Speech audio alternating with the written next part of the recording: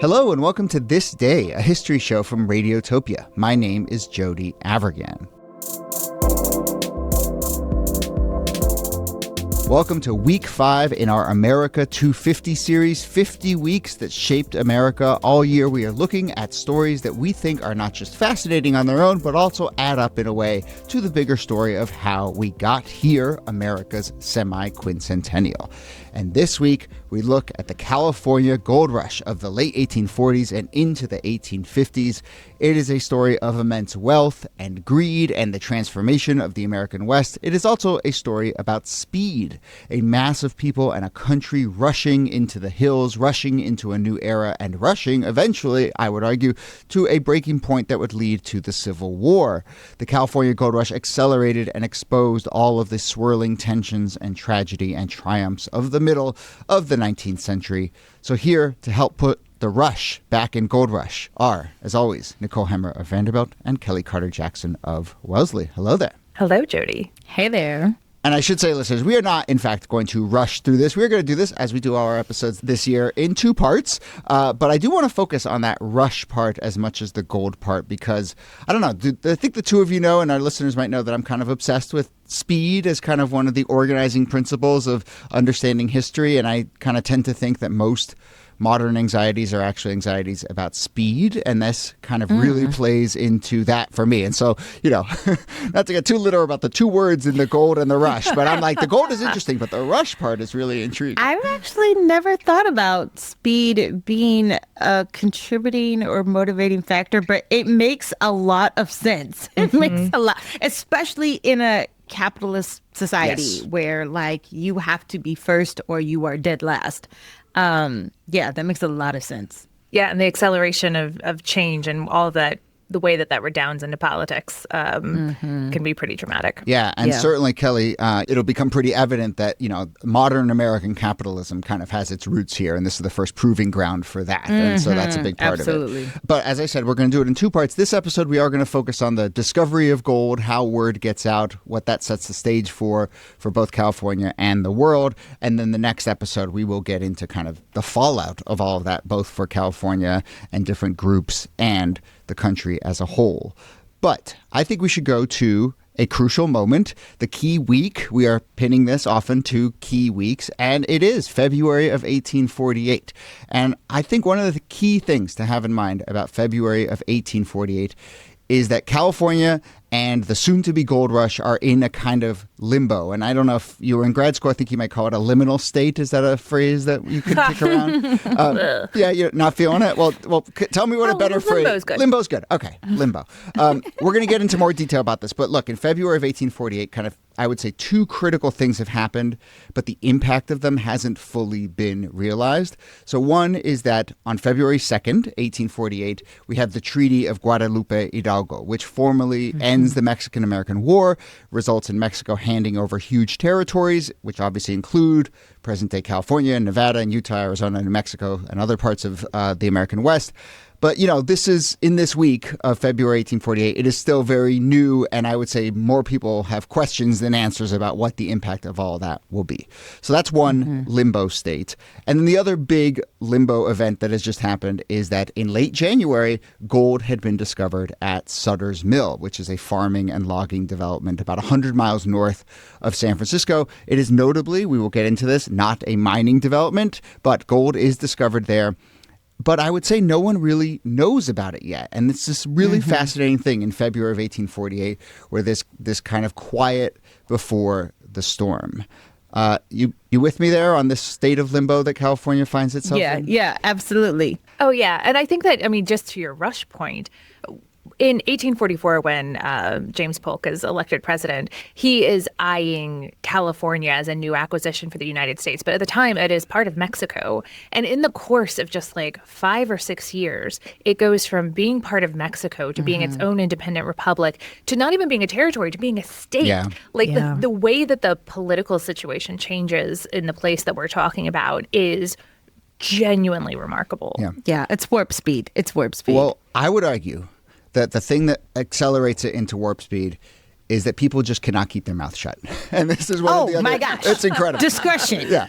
Has anyone heard of discretion? So this is the other big through line for this story. People are just running their mouths, and I think it's time to meet maybe the main mouth runner of them all, a man by the name of Sam Brannan. So let me tell folks a little bit about Sam Brannan. So he is from back east. He arrives in California in 1846 aboard a ship called the Brooklyn. And he was part of a Mormon expedition from New York that was hoping to establish a western outpost of the so-called Mormon Kingdom of God. But during his voyage out west, it's a long trip by boat from New York to California.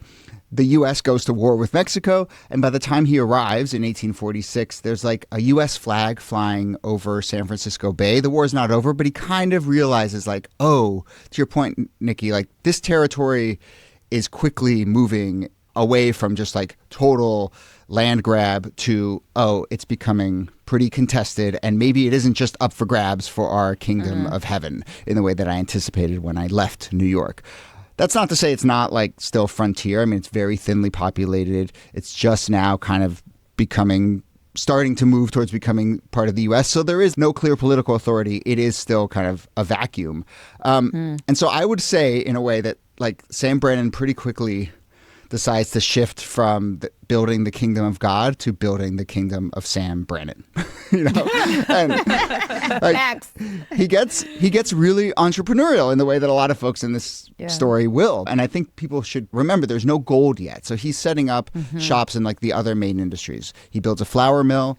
He sets up some shops. He founds San Francisco's first newspaper, the California Star. He opens up some stores, and one of the stores that he opens up is up at John Sutter's Fort, where there was a lot of industry going on. It's kind of north of San Francisco, about 100 miles north. And he sets up a store there. And then going into 1848, he starts to hear these rumors about the discovery of gold. But they're just rumors. We're still in that kind of limbo moment. But he travels up there because he has a store at Sutter's Fort, and he travels up there to check it out. And he very quickly, he would later frame it as there's, quote, more gold than all the people in California could take out in 50 years. So he takes a little bit of gold dust or a little bit of gold flakes, and he puts it in a quinine bottle, and he makes his way back down to San Francisco. It's about 100 miles to the south. And then he gets off the ferry into San Francisco, and he starts running his mouth. He cannot keep a secret. And he's not just like telling people like as he meets them on the street. He comes off the boat and is like, gold, gold, gold. Like he's trumpeting. He's like waving his hat in the air, waving this little quinine bottle full of gold. I don't know. Somebody should have pulled him to the side and been like, bro. Look, we don't have to I kind of do want to psychologize these guys. And I mean, we'll hear the story of what happens up at Sutter's Mill when they discover too. But it's like, there is a moment where like only 3 people know about this. But those 3 people all tell 6 people, and those 6 people all tell 6. And then all of a sudden, it's just a wrap. It's crazy. And then Sam tells like 6,000. Yeah. But, secrets like that you're not going to keep. Gold or oil or diamonds, you cannot keep a secret. Forget about it. Just to sort of finish up the Sam Brannan side of this before we go up to Sutter's Mill and talk about the discovery of gold itself. First off, we talk about the way word gets out. Within 3 weeks, 3/4 of San Francisco's male population has left town to head up to the mines. So it's this interesting thing where people think of like the gold rush as like a bunch of people rushing in, but actually the first thing that happens is everyone leaves, right? And San Francisco's this weird ghost town because of the gold rush for like a month or two before then people start arriving from elsewhere. I mean, the Sam Brannan story itself could be a whole podcast on its own, but, he ends up becoming the richest man in California. He makes a fortune critically, and we'll get more into this. He doesn't make a fortune off gold itself, but he kind of becomes the wealthiest man in California off the back of the stores that he sets up, the newspaper that he has. He gets into a lot of the other sort of sometimes very shady industries that are kind of running around the mining itself.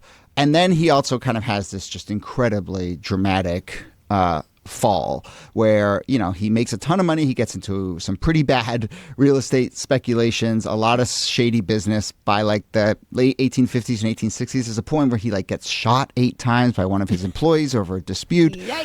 He tries to like make a bunch of bets on railroads in the 1860s and 70s that do not go his way.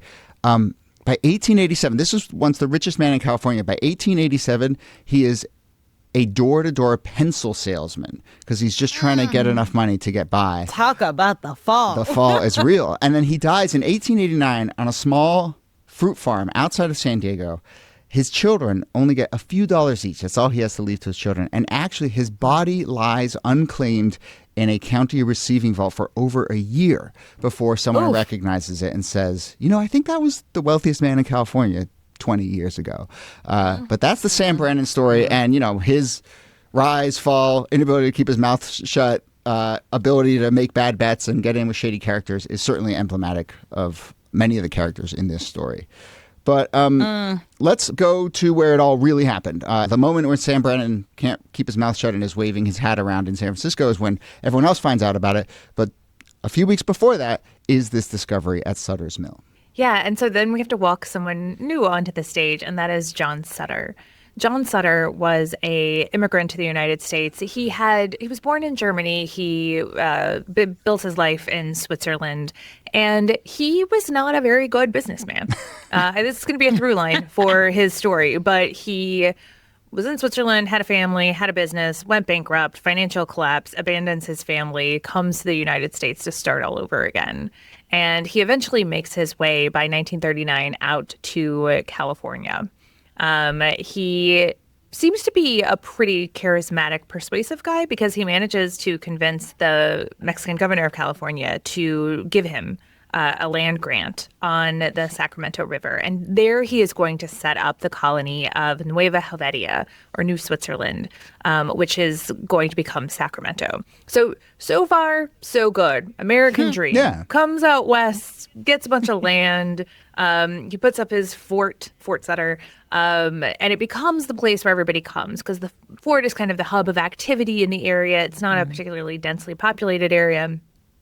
And then he begins to set up all of his little businesses, just like Brannon, right? Like he has his flour mill, and then he's going to put up a sawmill and all of these interrelated frontier industries, and begins to draw people who are working at the fort and then also exploiting and enslaving indigenous people to work for him as well. So not a great guy, but a guy who you would expect to encounter at this time in the 1840s in a place like California.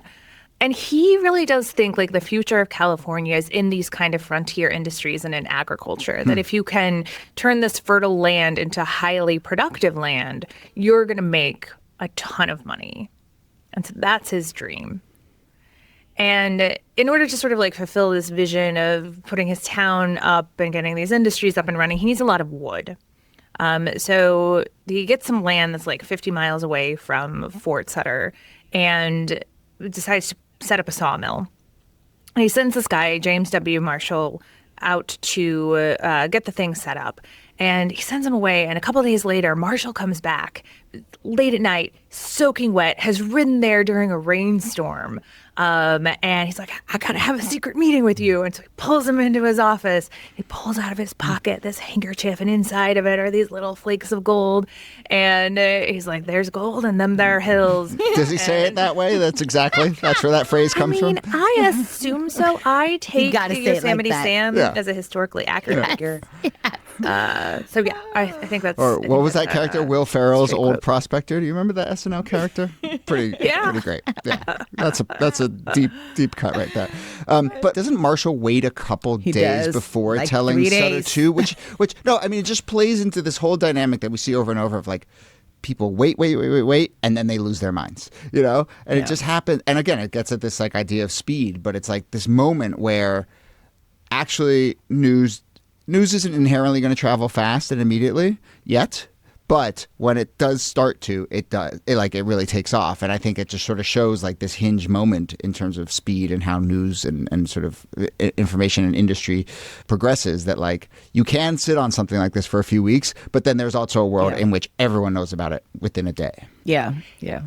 Yeah, and I mean, you could say that like they sit on it for a few days and then lose their minds, but I think I would give both Marshall and Sutter some credit here for like they recognize that this has the potential to really change things, and so part of it you have to think that they're sitting there thinking like, I got to get my head around this. Before making a decision, and so for Marshall, it's like, okay, like we're not going to be able to put this sawmill in with all these workers around. If I can just look down and see gold glinting in the riverbed, we got to do something. And so he brings it down to Sutter. And Sutter, too, I mean, first of all, they do some tests to make sure that it's actually gold. Once they decide that it actually is, Sutter goes back up to the mill the next day with Marshall. And he wants to buy himself some time. So he tells the workers, look, in your off hours, you can pan for gold in this river. Awesome. But don't tell anyone yet. He asked them not to tell anyone for 6 weeks. That's a long time to hold on to something. A long time to expect like a bunch of people who were panning for gold not to say anything to anyone. And others up there not to notice that like this group, they always duck out during lunch. What's going on with those guys? Well, and also if you realized that you were working for, let's say, it wouldn't even have been $1 a day at that point, but like you're working for peanuts in this mill and underneath your feet is gold. Why are you going to spend your 10-hour days working at the mill and then doing it in your off hours when you could just pan for gold all day long? Yeah. Like it's a rational choice by all of the actors involved. It really is. I hear that. Yeah. Yeah, and like word gets out very quickly, but also like Sutter starts to look around and he's like you were saying, Jody, like that guy wandered off for lunch. Suddenly all my Mormon workers are gone. Like within a couple of weeks, he's looking around and he's like, actually, no one is left to work for me. The only people I have left are the indigenous people I've enslaved and the people who are actually not healthy enough to leave. It's not going well for him. Yeah. He would later write in his diaries, he was like, if this had been delayed by a couple of years, if I had gotten these mills up and running, got my industries up and running, we would have been established, I would have made my fortune. And then this would have been fine. But now I can't find anyone to work in agriculture or at a flour mill or at a sawmill. And I can't make any money because unlike Brannon, who figured out how to like open up shops and serve the mining industry, Sutter would he kept trying. But he's such a bad business person. He keeps partnering with people who end up swindling him and taking all of the money. He's deep in debt and his creditors are coming after him. And within just a few years, New Helvetia is ruined. He's wiped out. He moves to Pennsylvania a few decades later because he's in poor health and doesn't have any money left and keeps suing the federal government because he's like, look, I helped turn California into this paradise and I deserve a cut of some of the action, which the government does give him $250 a year or something like that for his services. But he doesn't actually make bank off of the U.S. government on this and ends up dying not a very wealthy man. Yeah, I mean, that's kind of sad. It is, and it's so indicative of, look, this was the promise of the gold rush, and we'll talk a little bit about all the people who start to show up. But, the promise is the get rich quick. There's this window. There's this small window, and everyone feels that pressure. The flip side of that, of course, is for someone like Sutter, who just can't, for whatever reason, take advantage of that window, even though it was on his mill that the gold was discovered. It just, it literally just slips through his fingers. And you see that time and time again as well. I don't know. Maybe you disagree, but I kind of feel like it's sort of a crapshoot who sort of strikes and takes advantage of that moment and sets himself up forever, and who just can't claim it for whatever reason. I disagree. I think God chose the good people and made them rich and punished everyone else. Fair enough. No, of course it's a crapshoot. I mean, if we started off talking about capitalism and it's the guy whose land had the gold on it, he's bankrupt. The guy who becomes really wealthy, he's bankrupt. Yeah. It's all a roulette wheel. You'd have to be particularly savvy and shrewd and a little bit conniving, in order to sort of pull that off. I don't think he could have just held on to that for a year, not even 6 months, before someone would have noticed as well that something was going on. And that's the hard thing about when you have something that is so lucrative, is that people are going to lose their sense of rationale and just operate in a frenzy. Yeah. Well, not to get too high-minded here, but it does feel like Sutter is kind of caught between these two eras where it's he probably had in his head, he was like, oh, I'm just going to go off into a pretty rural area and just build my little empire slowly but surely, and no one's going to pay me much mind.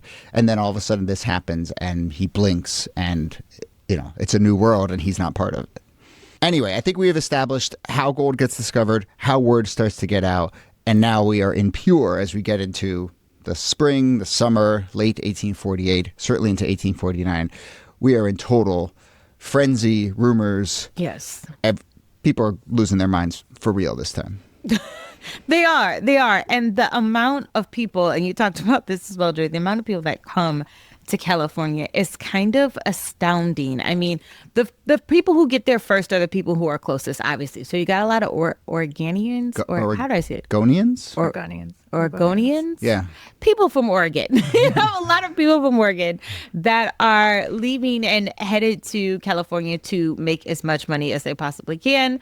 They start buying up a lot of the mining supplies as well. And they say it's all under the pretext of, this is for coal or whatever it is, because they don't want to tip people off as to what they're doing. But that supplies is going to be major in terms of excavating all of the gold that is there. So a lot of them get there first. And then in August, there's a newspaper headline, those good old newspapers that just put gold, like in big, bold letters, gold from the American River. And that draws everyone. So people from all the way from the East Coast of America are coming, but my goodness, it's going to take them about 6 or so months to get there, whether you're going either across the country or all around through the Panama Canal's not there yet, but through Panama. It takes you a while. So some of the people that get there closer are Mormons, a lot of Mormons from Utah. They're showing up. You got farmers and trappers and other miners from Mexico, and people as far south as Chile are coming. Also, you've got native workers coming as far as Hawaii. You've got the Chinese that are coming from the Kwantong province near Canton. Like, everyone globally is making moves. People from as far south as Australia are going all the way across the Pacific to get as much gold as they possibly can. And I think, for those who got there early or had the chance to get there early, they really did strike it rich. Now, that was not hyperbole. You had 2 prospectors that dug out like $17,000 worth of gold in a single season. This is a lot of money when we're talking about someone that makes, a couple dollars a week, maybe $1 a day, and not quite. Other people are digging up nuggets and getting like $5,000 just in 2 months. This is money that would have you set for life. I mean, we think of it in small numbers, but back then, that would have been hundreds of thousands, if not millions of dollars. And people could have just taken that money and rested on their laurels, but people just had an insatiable appetite. So they kept going back for more and more and more, to the point where people are getting so much gold, it's in the hundreds of millions at this point. And this is where I think the government steps in. This is where President Polk is like, all right, the rumors are true, and we need to let people know and actually do something about this. He actually sends out people to verify that the rumors are true. And if you remember the name William Tecumseh Sherman, who is known for Sherman's famous march to the sea during the Civil War, he partners with Colonel Richard Barnes Mason, and they basically say, yeah, it's true. We've got to get people out here because there is gold.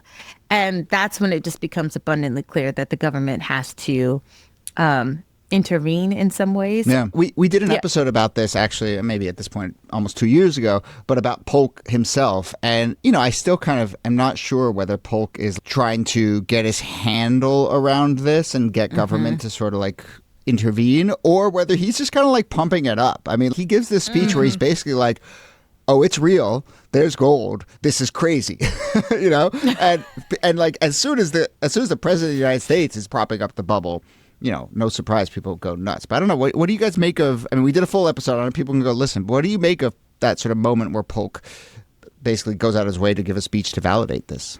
I actually think it has a lot to do with trying to get white settlers to move to California. That it is part of that idea of continuing to stake a claim on what is quite newly American land, right? And populating that state as rapidly as possible, in part because, as Kelly was talking about, all of the different people coming from all over the world to California, it's not mostly white workers from the East who have forged the frontier. In fact, the way that news traveled, news of the gold reaches Canton in China before it reaches the east coast of the United States. So by the time Polk is giving this speech, it's been a while since gold was discovered. And I think there is kind of a scramble to like, we need to get some of our settlers out there digging for this gold. Some of our white male settlers. I mean, that's kind of what it is. Because it's even for the white men who are out there, it's like, well, they're Mormon. You know what I mean? They want they're still sort of seen as outliers to the American worker. And so that, I think, is a big part of the fallout, if you will. Like, after you have a massive migration of all of these different people of color,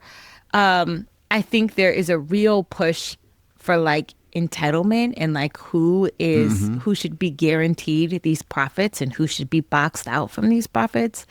And if people are honest, nobody wants to see people of color sitting high up on a hill with all of their gold. Yeah. Well, just a couple weeks ago, we did the episode of the Battle of New Orleans and the kind of territorial expansion in the South. And there was a similar tension there where it was like, oh, we acquired all this land, and now we kind of need to shape it in our image, and people in the Northeast sort of having real arguments about like, it's not just about the territory, it's about who is there and who has political power and so forth. And so I think I buy that idea that Polk saw a vacuum and felt a kind of pressure to send folks out there, which they absolutely do. So like Polk sort of sets out the starting gun in October of 1848. Of course, going into next year, 1849, this is where we get the idea of the 49ers. I mean, 1849 is the year when people start streaming out to California from the East and also from all around the world. But, 100,000 people or so go to California from the United States, other parts of Europe, other corners of the globe. We will next episode talk a little bit about the impact of this on the Native American population, but it starts to get absolutely decimated over the course of 1849 and into the early part of the 1850s. Just to kind of give a sense of how people got out there, I mean, we mentioned this, but a voyage from the East Coast to California around Cape Horn was 17,000 miles long and could easily take 5 months. Of course, there's a shorter alternative. The Panama Canal doesn't exist, but some people would sail to Panama and then cross by foot or horseback and then sail back up the coast of Central America and into what is now California. There's no regular steamship travel, so people out east are just figuring out how to cobble together transport. And of course, there is the overland route. And this is where we start to get the so-called California Trail, which overtakes the Oregon Trail in the American imagination as the kind of path to get out west.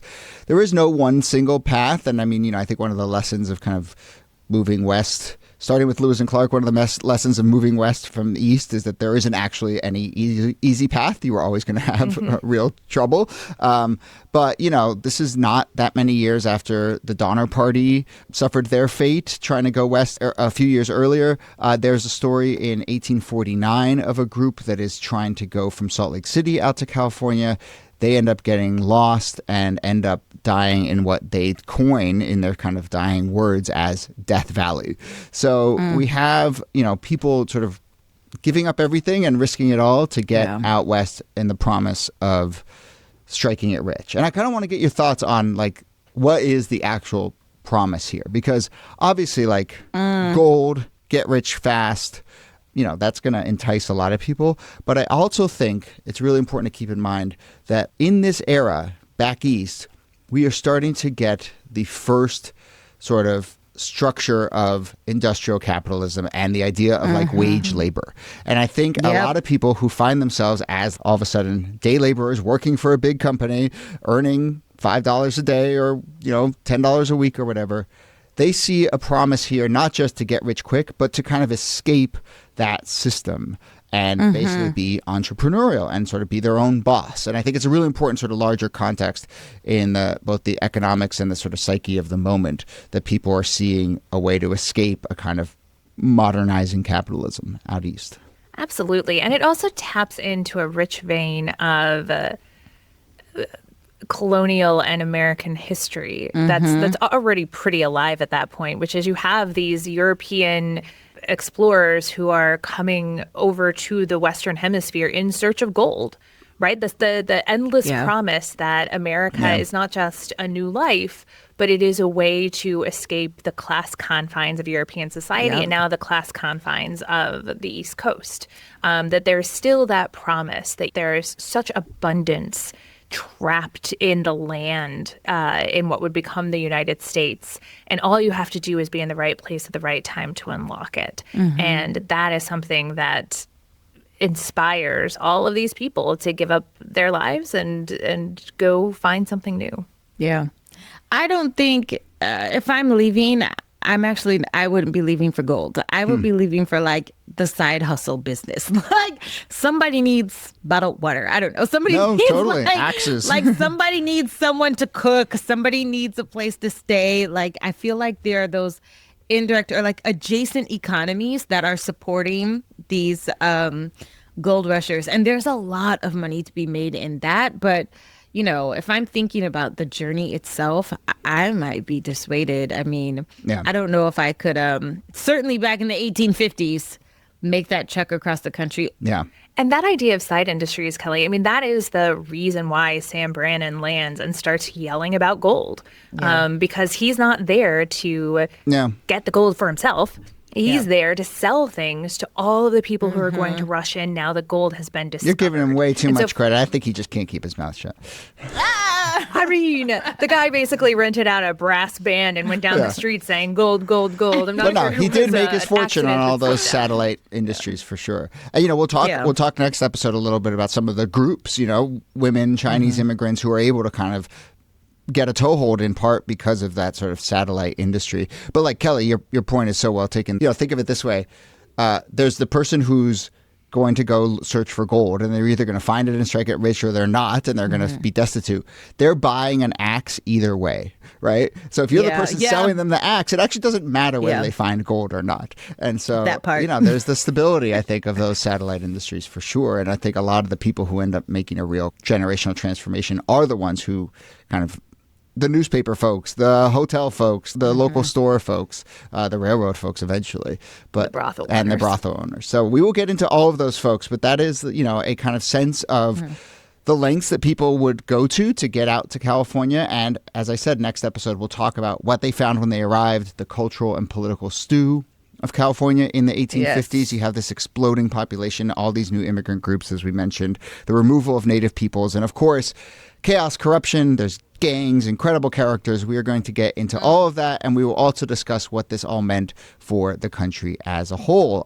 California exploding onto the scene in this way reverberated back east, where there were, of course, growing tensions over slavery and a new American economy, and those would obviously come to a breaking point in just a matter of a couple decades. So all of that is mixed up into this. Plenty to get into in our second part, but we will leave it there for now. Nicole Hemmer, thanks to you as always. Thank you, Jody. And Kelly Carter-Jackson, thanks to you. My pleasure. Hello and welcome to This Day, a history show from Radiotopia. My name is Jody Avirgan. This is part 2 of week 5 of 50 Weeks That Shaped America, which is our series on the critical moments and stories that got us to where we are now, marking America's 250th birthday. And this week, we are looking at the California Gold Rush. Last episode, we started in February of 1848 with those rumors and frenzy kicking off after discovery of gold at Sutter's Mill. We talked about all the people who started to flood into San Francisco in 1848, and then famously the 49ers in 1849. They came from out east and from all around the world. I would say at this point, 1849, the idea of slow westward expansion is fully over. This is all happening fast, and it marks a hinge point in America. A few historians who have looked at the gold rush have kind of pointed out that California was basically a ready-made enterprise zone for modern American capitalism. And we get the first glimpses of that American economic might playing out in this story. So in this episode, we will get into the fallout of all that gold and all that rush and what life and politics were like in California and the country as a whole. Here, as always, Nicole Hemmer of Vanderbilt and Kelly Carter-Jackson of Wellesley. Hello there. Hello, Jody. Hey there. Let's talk a little bit about some of the key groups in this, and we'll do a review, but we'll also meet some people along the way. But to reset, San Francisco is now, you know, the largest gold rush town basically overnight. I mean, the town initially clears out because everyone goes into the hills, but then eventually, within a couple of months, people are flooding in. It's crowded, filthy. Fires are breaking out. There's a lot of violence, as we'll get into, mostly wooden buildings at this point, muddy streets, sewage and garbage. And there's just like money and chaos sloshing around everywhere. Prices are going through the roof. Crime is skyrocketing. There's gangs. There's no real political infrastructure, so vigilante committees are popping up, to take the place of courts and police. It is a real kind of stew. And under these conditions, there are obviously all these different groups that are trying to live with each other, but also try and get a toehold in this kind of new economy, in this new world. So let's do some maybe capsule profiles of a few key groups. There's obviously the white men who are the gold rushers. There's the women on the frontier. There's Native Californians, Native Americans, and Chinese immigrants. And, we talked a lot last episode about a lot of the entrepreneurial men, and we met a couple of them who made their way out there. But, to remind folks, I really do see an element here of folks trying to escape a kind of wage labor system out east where, you would make $5 a day, $1 a day. And there's this fantasy, but also this promise of not just striking it rich, but kind of being your own man, of calling your own shots. I think the thing to remember is that pretty quickly, a lot of those oppressive structures get recreated out west. And a lot of people end up working for a big company that has consolidated a lot of the new mines. And, that promise doesn't come true for the vast majority of people. And there's also just like absolute chaos of like prices and the sort of day-to-day economy. So like flour at one point is like $400 a barrel. Whiskey is $20 a quart. So, even miners who are, let's say you're a wage laborer at a miner because you haven't struck it rich and found your own gold, you're making $20 a day. Like you're, putting that right back out towards a $400 barrel of flour. Listen, it is the same thing that people experience when they go to like work for Google or Facebook in Silicon Valley, and they're like, I'm making 6 figures. And they're like, yeah, you've got 5 roommates, and you can't afford a car. So Totally.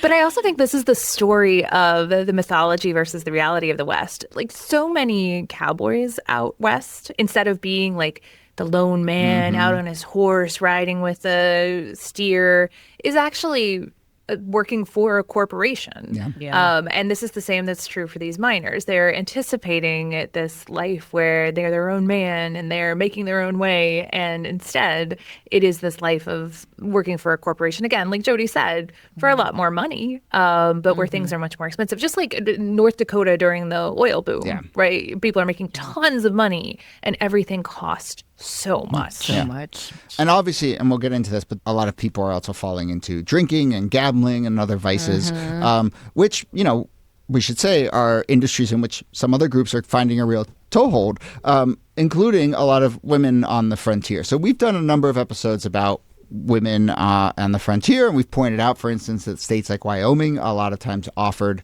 the right to vote to women, and women had a lot more agency in those sort of frontier societies, in part out of necessity. But is that do you see that as replicating itself out in California around this period as well?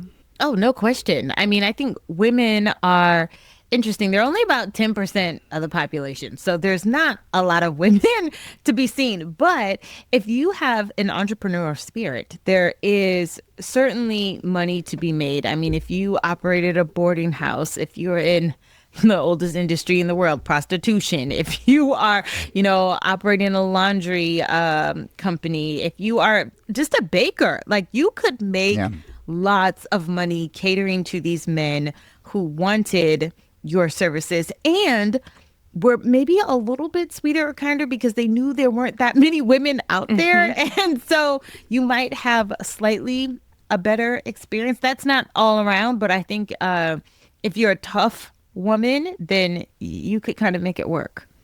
Right, because most of these men are coming out as single men.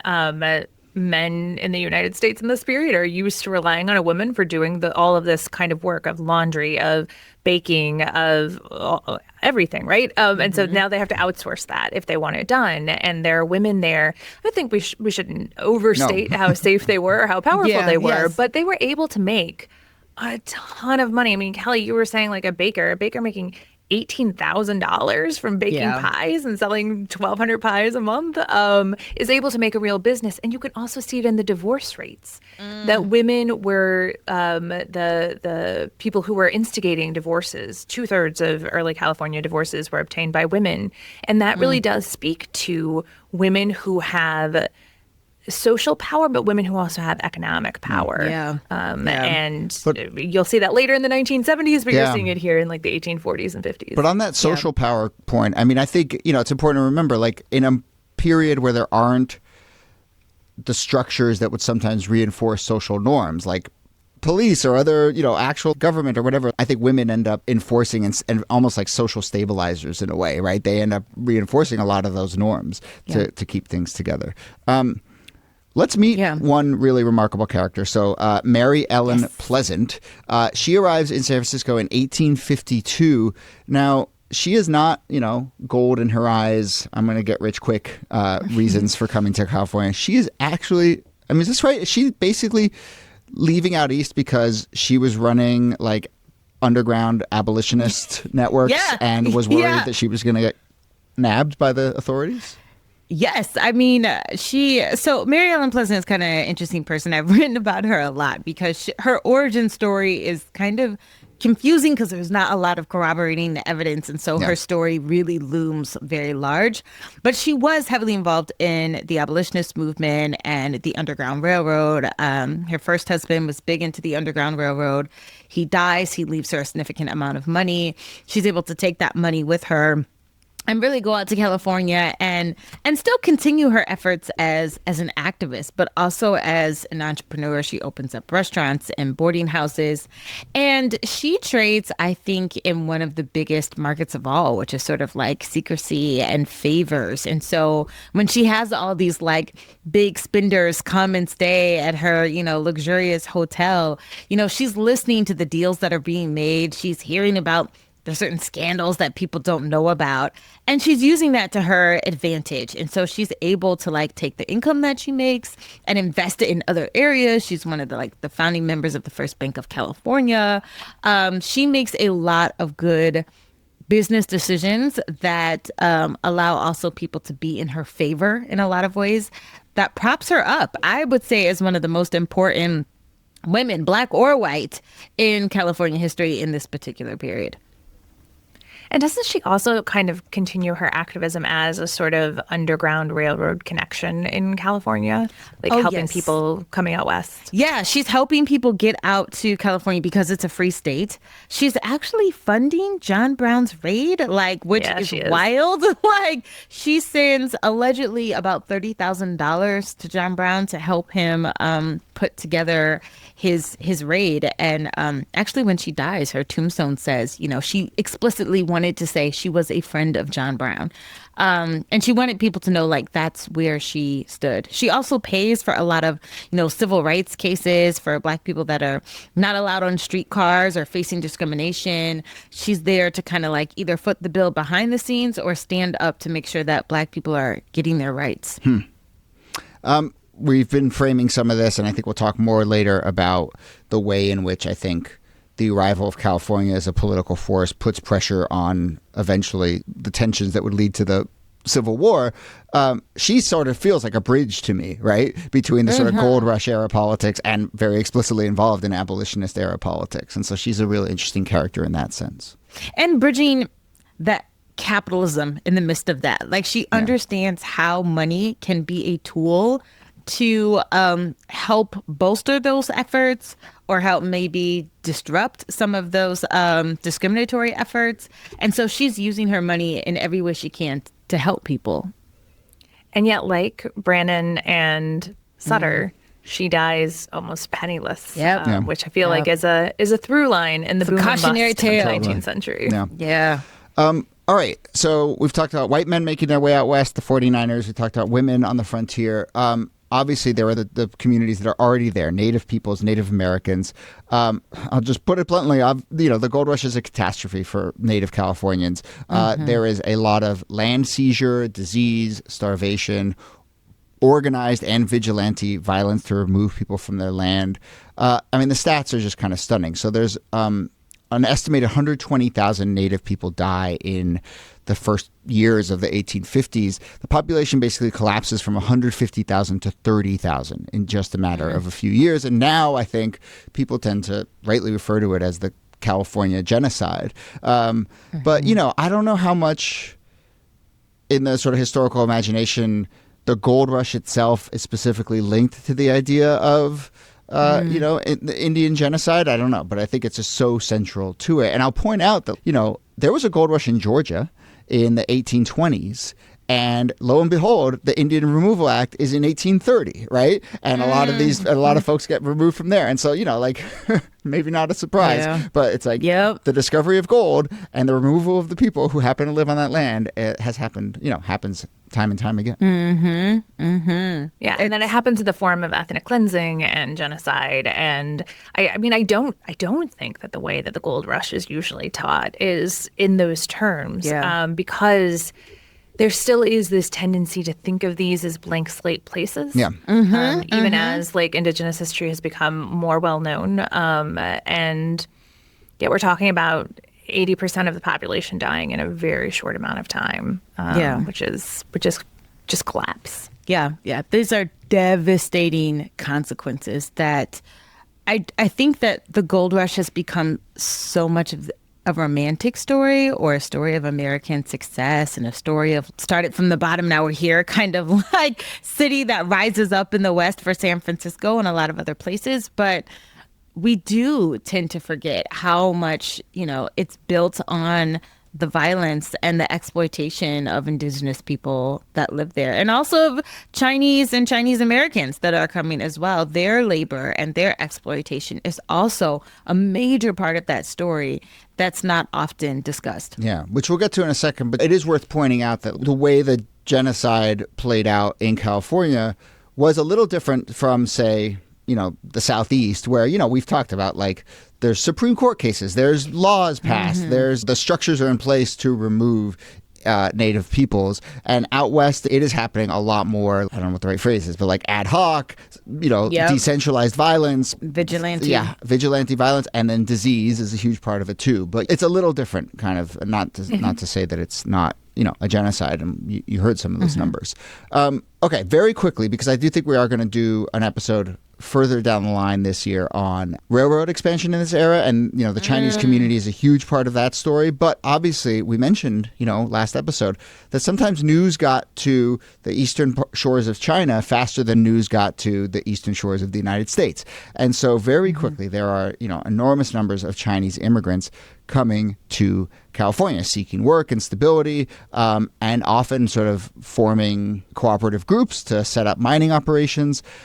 Very quickly, there is a system of legalized exclusion. And so there's those things like the foreign miners license law, which forced the removal of claims and, favored white men coming from East over Chinese immigrants coming from China. But I will say, much like women, by the 1850s, Chinese immigrants make up a real significant share of both the mining population, but also all of the ancillary industries that are popping up in areas like this. And, they are moreover, like, contributing millions in tax revenue and are a real kind of engine of economic growth in this part, even though the law doesn't treat them as full citizens and, culturally they're treated as complete outcasts and outsiders. Right. That discrimination is just going to ramp up over the course of the 19th century, leading to ultimately, as listeners probably know, Chinese exclusion. But I do think that's such an important point about the revenue that they're bringing in. They're treated as takers rather than makers. But that foreign miners tax was a quarter of the state's revenue. You don't get insane. You don't get the California government without all of these Chinese miners, not only because of the work that they're doing and the business that they're providing and the labor, but they're paying for the government.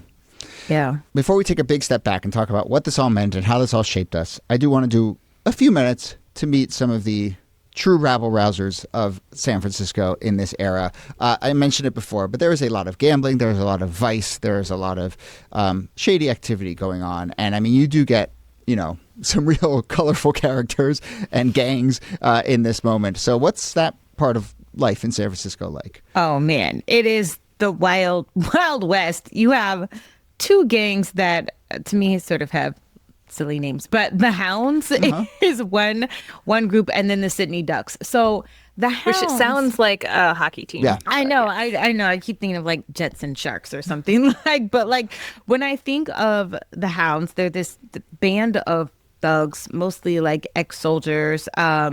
They believe themselves to be deeply patriotic because they were trying to keep out Chileans, who is their number one group that they target, that they are constantly trying to harm. And it becomes a really big deal when you have these, drunken Americans that start assaulting Chileans in San Francisco. It gets to the point where it's so violent that Brannon, who we talked about before, Sam Brannon, he steps in and basically is like, hey, listen, this has got to stop. But the problem is there's no prisons, there's no jails, there's no like place or policing force where you can kind of put a lot of these rabble rousers. And so he creates this like volunteer force of about 230 men that are going to like stop the Hounds and prevent them from harming more people. But if you could imagine there being no policing force, it means that like you were going to have also vigilante justice. So you would just have, someone who just gets hanged, right? Or like, well, we don't have a place to imprison you, so we're just going to hang you. And that is kind of how they handled a lot of these skirmishes. The Sydney Ducks are an interesting group because they are not American, they are Australian. And you had a lot of Australian criminals that basically made their way to the United States, former convicts, and also trying to strike out their own opportunities. But they're also running their own gangs and their own sort of system of corruption. And one of the things they do that is absolutely terrifying, you mentioned this before, Jody, how like all of the buildings are made of wood. And so what the Sydney Ducks would do is they would set a couple buildings on fire and allow for everyone on the other side of town to rush to put out the fires. And then while people are leaving to put out those fires, they would go and loot all of the businesses for the people who were helping to put out the fires. I mean, it's terrifying, and it's also like this is how society works when there aren't edges or when like society isn't fully established. Here you're talking about places that are mostly male. They don't have, so there aren't like a ton of families and things. It's a lot of new people, so there isn't community in the same way, or the communities are just forming, but there are lots of strangers around, and you don't have any real system of order and laws and rules that are holding everything together. And this is what happens, right? Like you get gangs who are operating in the black and the gray market. You get vigilante committees that present themselves as police. But again, like they're murdering people too. So everyone's getting murdered. And there's violence everywhere. And that's what life is like there. I mean, that's what it's like for miners who move out there, is like you can find gold and you can spirit it away and somebody could kill you overnight and take it. It's just a kind of society ruled by power and violence, and that's what people's experience is. And Sam Brannon, as we mentioned, the Forrest Gump of the story, is a big part of that, because he sees liberty and order coming at the end of a rope as part of these vigilance committees. Yeah. So one thing worth pointing out, and I think we've seen this play out throughout U.S. history, is this fascinating way in which all this vigilantism gets sort of codified, and you get these vigilante committees. I think a lot of those folks who end up on the vigilante committees end up then in positions of power, and then when government does start to get set up and so forth. So, it's like you have this picture of the Sydney Ducks as this roving group of thugs, but, a few of those end up kind of navigating the halls of power and end up being the real political and social base of a new city. Yeah, it gets washed by government in a way, right? Like you gain legitimacy in the aftermath. I mean, we even talked about many seasons ago, we talked about how there's like the free state of, maybe it was Franklin, one of those places here in Tennessee. Oh, yeah. Where like the guy who was running it, he was just like, he set up his own place. He said, we're a new state, commits treason with the Spanish, and then ultimately becomes the first governor of Tennessee. Yeah. And it's like, there's a lot of blurring of the lines in a way that in this moment, like people kind of merge as legitimate, even if they came up through illegitimate means. Yes, absolutely. You create a level of expectation about your leadership, and then next thing you know, people expect you to sort of be in that position. Yeah. Okay. Let's start to work our way towards the big question here. This series is called 50 Weeks That Shaped America. I want to get your thoughts on what this gold rush story shaped. And there's a lot of ways we can start. I will, just start at a sort of practical level. Nikki, you hinted at it, but California kind of speed runs the territory process through this, right? They aren't a territory. They basically skip from territory to state. And so that has massive implications. Obviously, I mentioned it a couple times, but I think it has implications for the looming question of slavery and the Civil War. Do you want to start there? I mean, do you see a connection between this story and California's entrance into the United States, and a few decades later, we're at war with ourselves? Oh, yeah. I mean, California is a part of the Great Compromise of 1850. So when you think of how the country was almost on the brink of war in 1850, and part of the ways it held off those violent battles was to say, all right, we're going to make California a free state. We're going to make these other territories slave states. We're going to create the fugitive slave law, which allows us to retrieve, enslaved property that have escaped to free states. But it only is sort of like a Band-Aid. It doesn't really stop the political tensions, the economic tensions. People are really concerned about who is going to hold power in the Senate. Is this going to be a country with slavery? Is this going to be a country that is like a slaveocracy? And so California plays a major role in sort of how people see where the direction of the country might go. I think more and more people start to see that having free states is likely what's going to be the ultimate outcome of the country. And the South is terrified by that. They're deeply threatened by that, which is why they go to war. I would say that another of the major consequences of this, or the major lessons to take from it. We've talked a lot about capitalism over these two episodes, and California during the gold rush kind of speed runs much of the 19th and 20th centuries. Yeah. So they all of these people come out. You have all of this money being extracted, these extractive industries that not only are creating new corporations, creating all of these new businesses, creating new wealth and new hierarchies, but are also decimating the land. Yeah. California is a beautiful state. The environment is being destroyed by the water use, by the gravel going into the rivers, by the mercury and other heavy metals that are leaching into the rivers and destroying the drinking water. And there is, by the 1870s, 1880s, the sense that actually the future of California is not going to be in gold, which is already running out pretty quickly within the first decade or so. It's clear that they're not going to be pulling the amount of gold out that they got just picking it out of the rivers in an earlier era, and that the future lay in agriculture, just like Sutter had thought. And that was going to require clean and accessible water, healthy soils, fewer extractive industries. And so new regulations are being put in place in order to protect the environment there, something that other parts of the United States wouldn't see until the 1970s. Yeah. I have been very good in not mentioning Deadwood up until this moment. Congratulations on your restraint. Yeah, my real restraint. Maybe my favorite, if I had to choose, to put my feet down and say best TV show of all time, it might be Deadwood for me.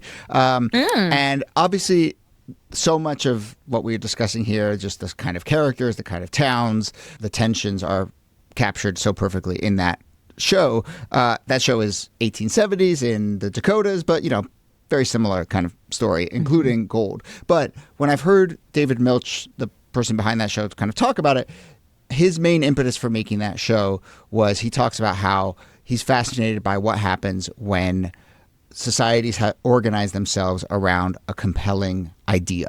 And in this case, and in the town of Deadwood, the idea is gold. But it's not just that gold is a kind of material thing that leads to a lot of money and gets some people rich and leaves some people behind, but it also as an idea, as a sort of organizing thing that keeps people in thrall. And I see that obviously in the Gold Rush story, and in particular in the kind of way it sort of sets, I think, maybe for the first time, the notion of modern capitalism that we're still living with today in many ways is as much an idea as it is, the amount of wealth you can accumulate. And I think you see that, and I see the sort of gold rush as a hinge point for that in many ways in shaping this country. So that's kind of where I see it.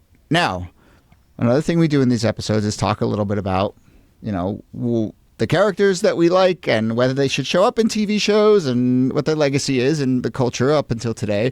And, you know, I'm hesitant to say there should be more about the gold rush because there is Deadwood. And I'm like, Deadwood kind of does it all. Like, you know, we don't need more. Yeah. But it is kind of shocking a little bit how little other TV and movies and so forth there are about this era. Like, for instance, Brennan in particular, Sam Brennan, who we met at the beginning of the show and had this incredible rise and fall and was the first millionaire in California history, and then dies destitute with this, people don't even identify his body for a year. As far as I can tell, there's no movie about him. He's not even a character in a series. There was a Discovery documentary series that had a bunch of recreations of about 10 years ago, and they had an episode about Brennan. But I don't know. It feels like he's slipping through the cracks a little bit. There's like a plaque in Yuba City, which is like halfway. I've been there.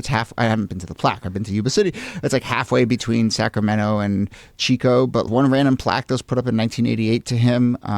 But I don't know. It feels like maybe he's out there for a little bit of reclamation or inclusion.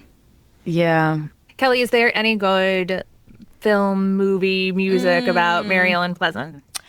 There is. I mean, if you grew up in California, you sort of know her story in the same way that every state has its own, like, hometown hero. But I have not seen, and she totally deserves a miniseries. Like, totally. This could not be a film. It's too big. You got to do, like, 10 episodes, like, at least, on her life. I would love to see something like that. But I haven't seen, there's statues and plaques, and there's a Mary Ellen Pleasant Park, I think, outside of San Francisco or in San Francisco.